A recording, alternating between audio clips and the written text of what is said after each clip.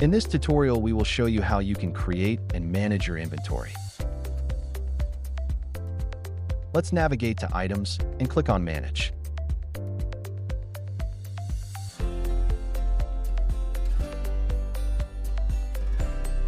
Feel free to adjust the screen and size of the table to your liking.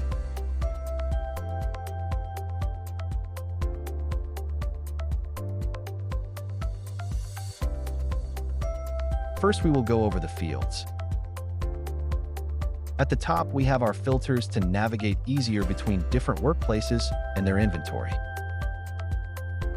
Here we have our types of items. We have our prices for the items along with the sell prices when selling to vendors or customers. You can directly edit these numbers on the table. Here we have some additional options for assigning items, editing, adding documentation like warranty and notes. LQT is low quantity items, a minimum threshold of certain items. For when that number is reached, we will receive a notification that we need to restock that item. A better view of only those items will be on the button up left. Click on Create. In order for us to create items, we need to have a storage created first. Feel free to check out our How to Create a Storage tutorial. Now let's select the type of item we are creating. Types can be material, vehicle, tool, machine, and fuel tank. I will go over the important fields for all item types. Along the way, you will see the differences. Materials have different measuring units depending what they are, so we have created all possible outcomes for that. Serial number is a required field, so make sure you have those by hand while creating items. This can be edited later on. Low quantity threshold is the minimum number we need to enter to receive a warning when we need to restock. If you leave this empty, you will not get notified.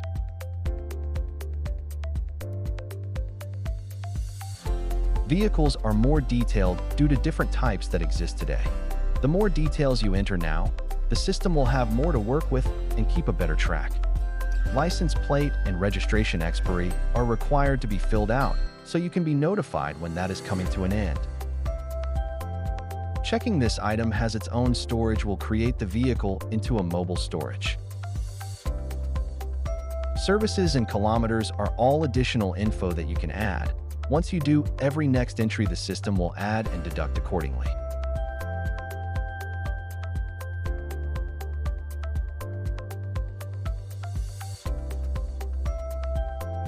Tools are similar to materials, with some additional fields. Stackable items can be checked if you do keep some items stacked for the sake of tracking. Service date is usually set for items that have motors and require a service from time to time. If you set warranty end date, responsible worker will get a notification before the warranty expires. It will also be visible in the list of expired items feature. Machines are similar to vehicles and tools, so we will cover the differences. Identifier can be serial number or license plate, depending which type of machine we have. Everything underneath, as we saw with vehicles, are just additional information for the system, so it will calculate everything better. Fuel tank. This is the only type of item where you need to fill out all the fields. Later on, you can refuel your vehicles through the system using the same fuel tank. After we have filled our inventory, we can assign the items to a worker for a project so we know who had an item last. This will be better explained in our Assign Requests tutorial.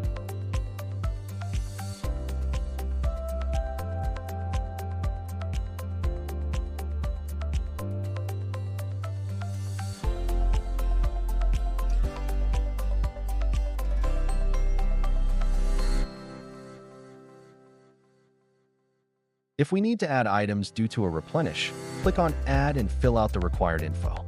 The system will pull the numbers we entered while creating, but since prices can change often, you have the ability to enter a new price.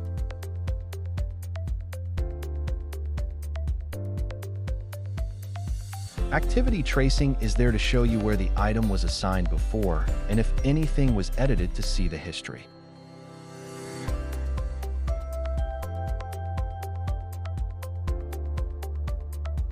Let me show you a quick overview how a complete inventory looks like.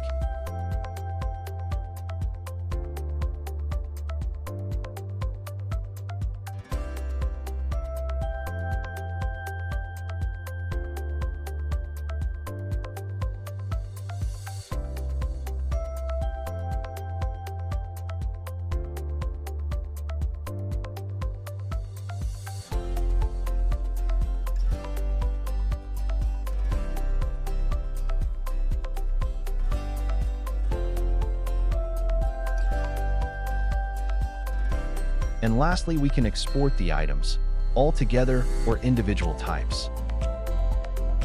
Thank you for watching. Feel free to create a few test items to try it out yourself.